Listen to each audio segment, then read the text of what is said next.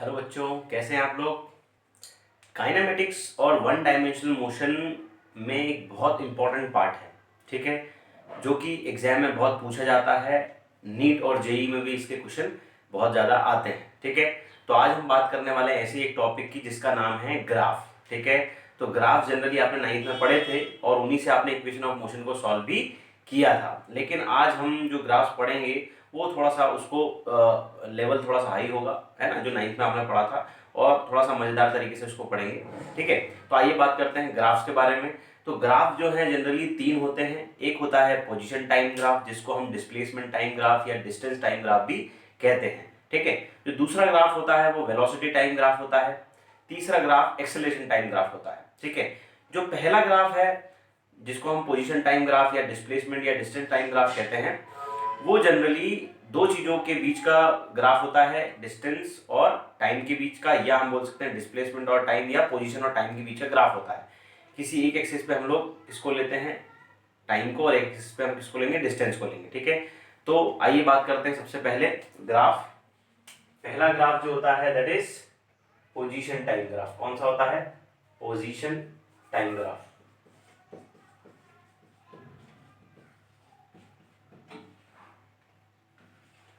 ठीक है।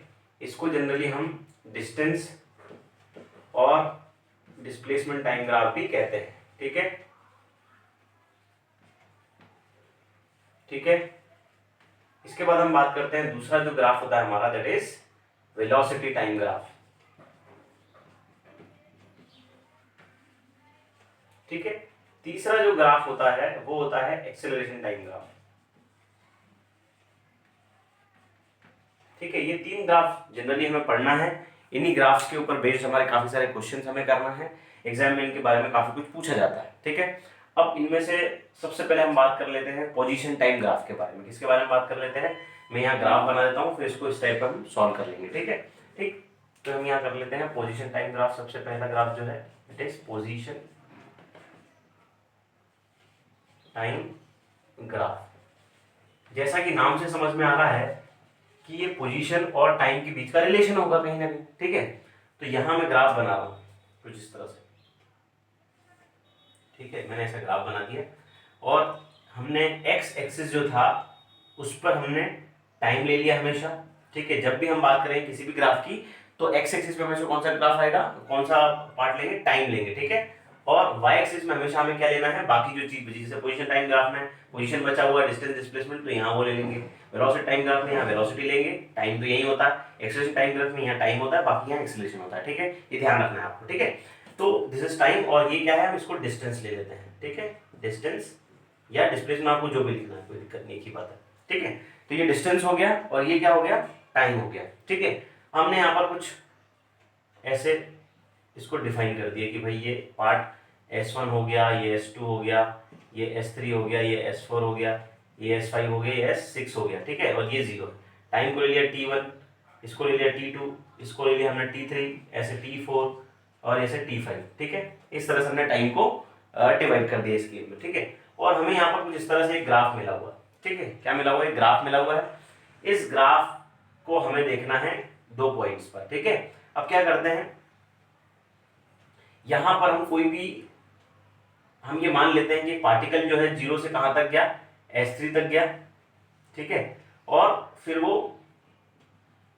S4 तक गया, ठीक है। और इसको जो टाइम पीरियड लगा इसमें T3 और इसको लगा T4, ठीक है। तो यहां हमें एक चीज मिल गई जिसे हम बोलते हैं स्लोप। क्या मिल गया? यहाँ पर हमें एक स्लोप मिल गया। क्या मिल गया? यहाँ पर हमें स्लोप मिल गया, ठीक है। ये जो स्लोप होता है, ठीक है, इस स्लोप को हम क्या कहते हैं, टेन थीटा कहते हैं। क्या कहते हैं? Tan theta. क्या कहते हैं? Tan theta.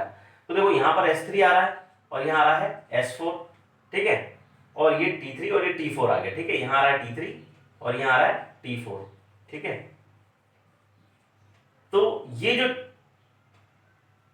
इतना पार्ट है पूरे ग्राफ में, जो ये इतना पार्ट आ रहा है, इसको कैसे डिफाइन कर सकते हैं हम लोग? इसको डिफाइन कर सकते हैं हम लोग कि जो टोटल है S4 है, यदि इस S4 में से मैं क्या कर दूंगा, 0 से S3 को माइनस कर दूंगा। ये 0 से S4 और 0 से S3, तो S4 में से यदि हम S3 को माइनस कर देंगे तो हमें क्या मिल जाएगा, ये इतना सा पार्ट है, कितना डिस्टेंस या कितना डिस्प्लेसमेंट हुआ है उस पार्टिकल के द्वारा, वो हमें मिल जाएगा। तो हम क्या करते हैं, S4 माइनस S3 लिख सकते हैं इसको, लिख सकते हैं ना। और जो टाइम है इसको हम क्या लिख सकते हैं, T4 में से यदि T3 को माइनस कर देंगे तो जो टाइम स्लॉट है वो हमें मिल जाएगा।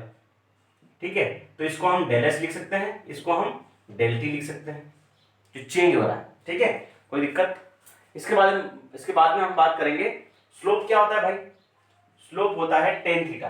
क्या होता है, टेन थीटा। और tan theta is equal to होता है परपेंडिकुलर अपॉन बेस। ठीक है, क्या होता है, परपेंडिकुलर अपॉन बेस। अब इस ट्राइंगल को देखिए, अब इसको नाम दे देते हैं हम लोग ए बी सी।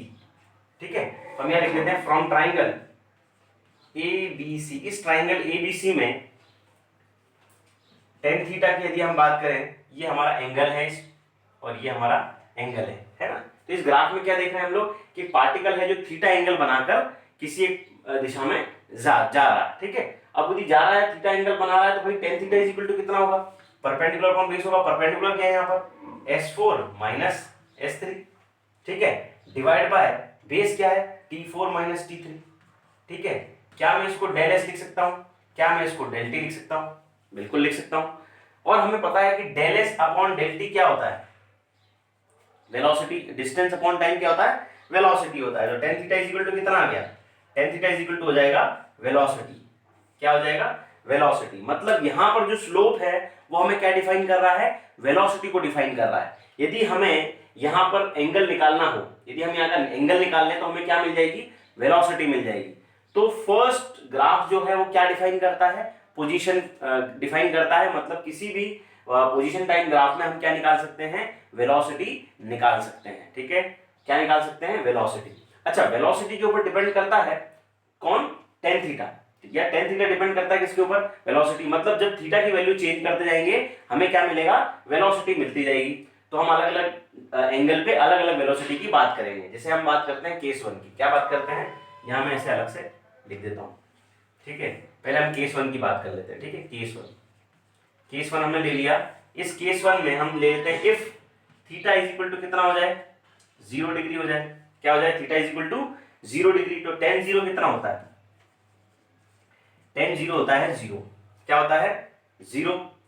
तो वेलोसिटी भी क्या हो जाएगा भाई, हमें पता है tan theta is equal to v है, तो वेलोसिटी भी क्या हो जाएगा, 0 हो जाएगा। समझ में आया। मतलब यदि एंगल हमने पुट कर दिया है तो हमें वेलोसिटी की वैल्यू मिलती जाएगी। तो मैं यहाँ क्या कर रहा हूँ, ग्राफ बना रहा हूँ। देखिए अब उसने क्या बोला, एंगल कितना है, 0 डिग्री है। मतलब वो एक्स एक्सिस के पैरेलल होगा। ठीक है, एक्स एक्सिस से पैरेलल होगा। ये ऐसा कुछ बना हुआ है। ठीक है, जब कुछ इस तरह से ग्राफ बने, ठीक है, जब कुछ इस तरह से ग्राफ बनता है तो वेलोसिटी कितनी होती है, 0 होती है। ठीक है, इधर हम टाइम दिखा रहे हैं और इधर क्या दिखा रहे हैं, डिस्टेंस दिखा रहे हैं।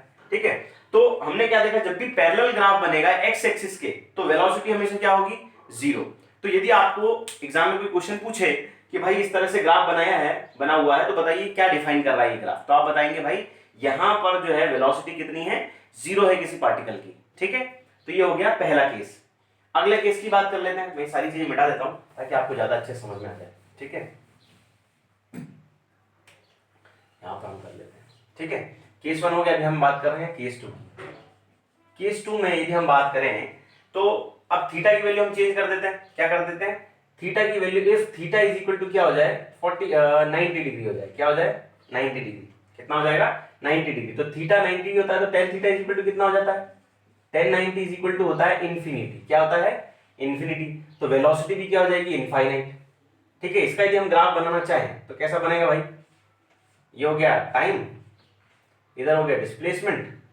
तो 90 डिग्री ग्राफ बनाना मतलब y एक्सिस के पैरेलल हमें ग्राफ बनाना है या फिर perpendicular to the x axis graph बनेगा। ठीक है, अब इस ग्राफ में हम क्या देख रहे हैं भाई, डिस्प्लेसमेंट बहुत जा रहा है, टाइम नहीं बढ़ रहा।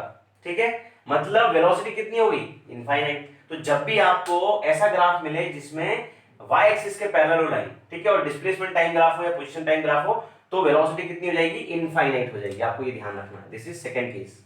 ठीक है, अब हम बात करेंगे केस थ्री की। केस थ्री की बात करेंगे तो भाई यदि हम क्या करते हैं, थीटा इज इक्वल टू हो जाए 45 डिग्री। क्या हो जाए, 45 डिग्री हो जाए। तो जब थीटा 45 होता है तो टेन 45 कितना होता है भाई, टेन 45 इज इक्वल टू होता है 1। कितना होता है, मतलब v इज इक्वल टू क्या जाएगा, 1। और 1 इज अ नंबर मतलब कांस्टेंट। तो वेलोसिटी इज इक्वल टू कितनी हो जाएगी, कांस्टेंट हो जाएगी। वेलोसिटी क्या हो जाएगी, कांस्टेंट हो जाएगी। कांस्टेंट हो जाएगी मतलब किस तरह से, कुछ हमने 45 डिग्री एंगल बनाया जब भी इस तरह का ग्राफ मिलेगा तो ये क्या डिफाइन करेगा भाई, ये हमेशा डिफाइन करेगा कि जो वेलोसिटी है वो कैसी है, कांस्टेंट है, यूनिफॉर्म है, कांस्टेंट वेलोसिटी के साथ जा रहा है, उसमें कोई चेंज नहीं हो रहा है। ठीक है, तो ये 3 ग्राफ आपको ध्यान रखना है, यही जो है आपको पूछे जा सकते हैं कभी कभी। ठीक है, इन्हीं से रिलेटेड कुछ ना कुछ मिलेगा आपको। ठीक है, क्लियर हुआ?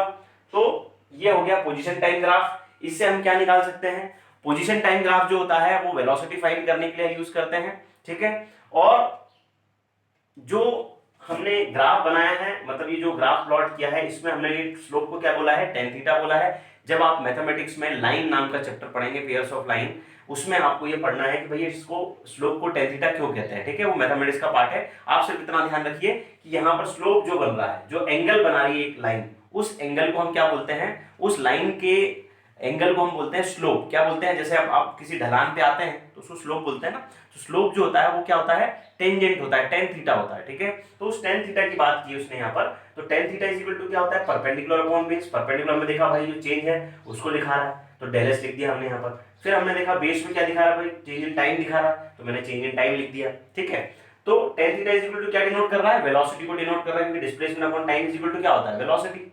ठीक है, अब क्या है कि थीटा की अलग अलग वैल्यू के लिए हमने v की अलग अलग वैल्यू निकाली।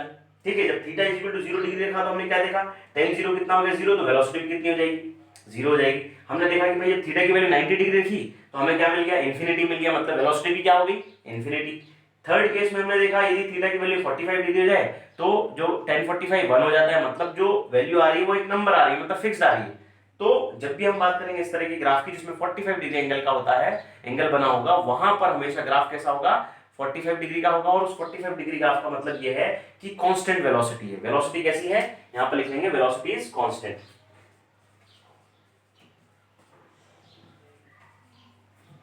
कांस्टेंट, ठीक है, कैसी वेलोसिटी है, कांस्टेंट। यहां पर 0 हो गई वेलोसिटी, वहां हो गई इनफाइनाइट। ठीक है, तो ये हो गया भाई पहला ग्राफ जिसको हम बोलते हैं पोजीशन टाइम ग्राफ। आइए आगे बात करते हैं अगले ग्राफ के बारे में। ठीक है, लगभग सारी चीजें वैसी है। ठीक है, आपको क्या करना है, यहाँ पोजीशन टाइम ग्राफ की जगह लिख देना है वेलोसिटी टाइम ग्राफ। क्या लिख देना है, वेलोसिटी टाइम ग्राफ।